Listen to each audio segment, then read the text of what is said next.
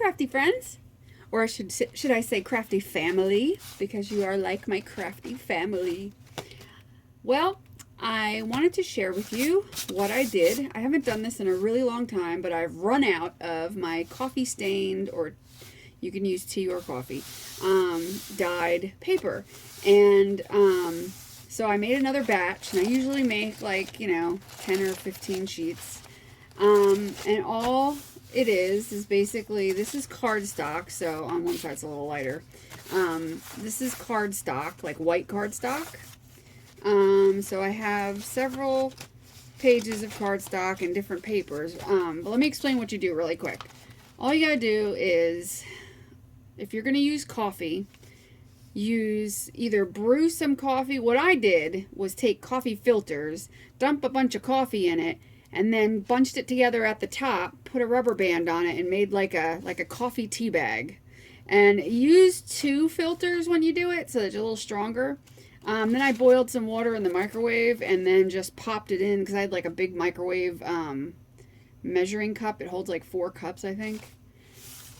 And I would put that in the hot water after it came out of the microwave and let it sit for like 15 minutes. And then I, did that a couple times, or had a couple different ones going. And I filled up a big pan that I had that has like high sides on it.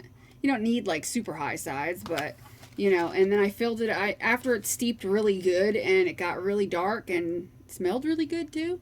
Even though I'm not a huge coffee drinker, I do drink some coffee. I'm not a, I like the smell sometimes, but anyway, so once you got that done, because, you want to start putting your paper in, you want to make sure it's getting wet on both sides, and then you could I usually stack up about five or six sheets, depending on how much coffee I have in there, because I don't want any of it to be not submerged. I pretty much want it submerged. It might not be submerged by a lot, but it'll be, submerged. And then I let it soak there for, 5-10 minutes or so, maybe a little longer. And then I get some parchment paper, and I put, I usually could fit 2 of these sheets on parchment paper, and then I put them in the oven. I don't put them too close to the things, though. I usually have 2 racks kind of close together in the middle, because I don't want one too low or one too high. And so I'm able to do 2 racks, and I keep a really close eye on it. I put it on 300, and I close it. I close the door, and I'll have 4 sheets of paper, 2 on one rack and 2 on another, both on parchment paper. And I'll close the door for like, I don't know, like 3 or 4 minutes maybe, and then I'll open it and check on it and leave it open for a minute. And, I'm real careful, because I don't need to start a fire. Apparently you can leave it in there for like 15 minutes and it'll be fine, but me, I'm paranoid. So usually each paper takes about 5 or 6 minutes to get them like this. Now I think if you go longer, you can get them darker, but I don't need them any darker than this. This is like crazy dark. This is awesome. So that's all you really need to do. Just be careful, we don't need anybody starting fires, because that would suck. And don't come to me yelling at me if you started a fire. You don't want the paper to touch any of the coils in your oven, obviously. So make sure it's always on the parchment, not hanging over the parchment in any way. Keep it on the parchment, and just keep an eye on it. Stand there. I stood there and ate my noodles while I was watching it. I didn't want to leave it. And I kind of did some dishes, but I was like, had one foot like ready to open the oven, because I'm a little paranoid when it comes to burning my house down. So anyway, this is the cardstock right here. I've got several sheets of cardstock that I did. This one's still damp, because I didn't leave it in all the way. The outside was crispy enough, and it looked really cool, so I figured I'd take it out. It's slightly damp, which is why it's not quite as crispy as these. There's a couple of them that might be a little damp. I was getting a little impatient, because I was getting tired, because you can only fit 4 at a time, so imagine how long it took me to stand there. So after a while, once they got to a certain point, I was like, oh, I don't care, just get them out. I always do that.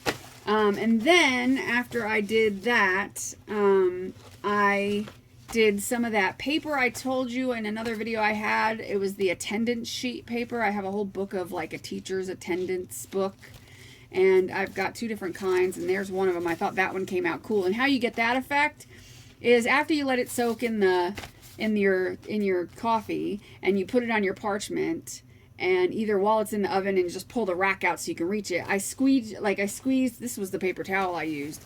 I scrunched up a paper towel and soaked it into the tea, into the coffee, and then squeezed it over the paper to have these kind of dots on it. And let it sit like that in the oven. And as it dried, it left these big stains on it. So I kind of did that here too on this. And this is a piece of copy paper actually, which is very hard to do copy paper because it rips so easily. So don't leave the copy paper in too long. Your best bet is to soak it for like 2 minutes, and then when you put it in the oven, just do this on top of it and get a cool look. If you're going to crinkle it before you put it in the water. Okay, so because paper is a lot stronger. Like here's a piece of copy paper that I just wanted to test a punch on. It's so much easier to do that and unfold it.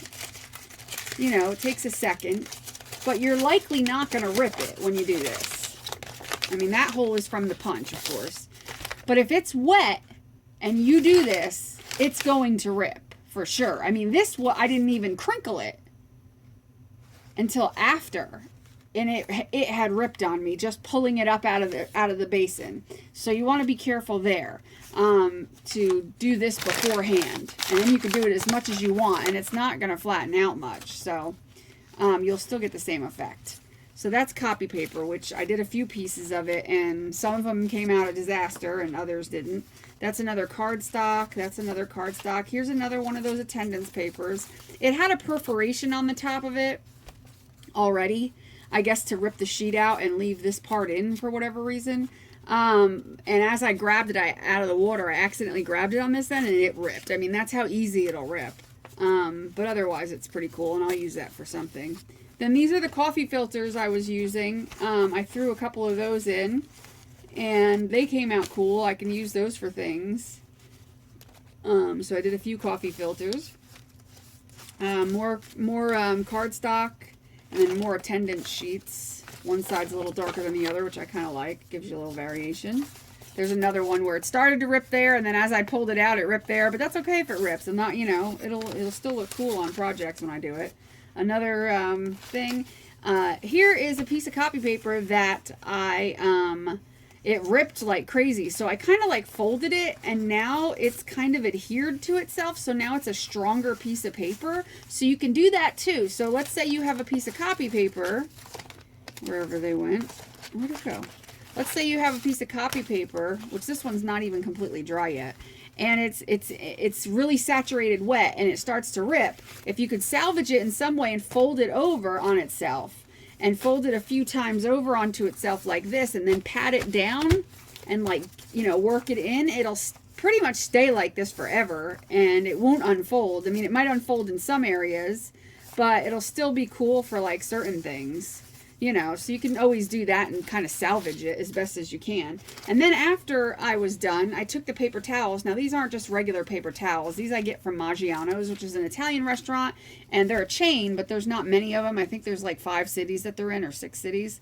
And every time I go there in the bathroom, they have these really fancy paper towels in there that are folded up all nice and neat in a basket for you to use in the bathroom. Well, you know, yes, I'm a thief, and I take usually about 10 or so of them every time I go there. So I have an entire drawer full of these, and I get them because they are so heavy duty, and they're great for stuff like this, because this would be fun to use in a project for sure. It's a really nice, this thing wouldn't rip, which was funny. The paper ripped. This wouldn't rip, no matter what it was, wet or nothing, it wouldn't rip. And then here's some more that I left folded over so that I could unfold it after, which I'm doing right now to kind of see what it looked like. And it's kind of lighter on that side, and it has these cool folds on it, which I think is pretty neat. I kind of like that idea. And then I got some little ones here that I ripped in half, so it only has like 3 parts to it like that. But I thought they were pretty neat. And this one's a little damp. This one's a little damp, so I'm not going to do that to it. Yeah, so I'm not going to pull it apart right now because it's still a little damp. But anyway, yeah, so that's it. And I'm going to make all kinds of fun things, and I'm going to make some tags out of the cardstock, which will be cool. And yeah, possibilities are endless, so enjoy it, have fun, make some, be very, very careful. Do not let your kids do this. And if there's anybody watching that's underage, please don't do this. Have your mom help you, because if you burn the house down, I'm pretty sure they'll disown you and kick you out of the house because, yeah. So anyway, make sure you do what you love and love what you do, and have a good rest of your day. Bye.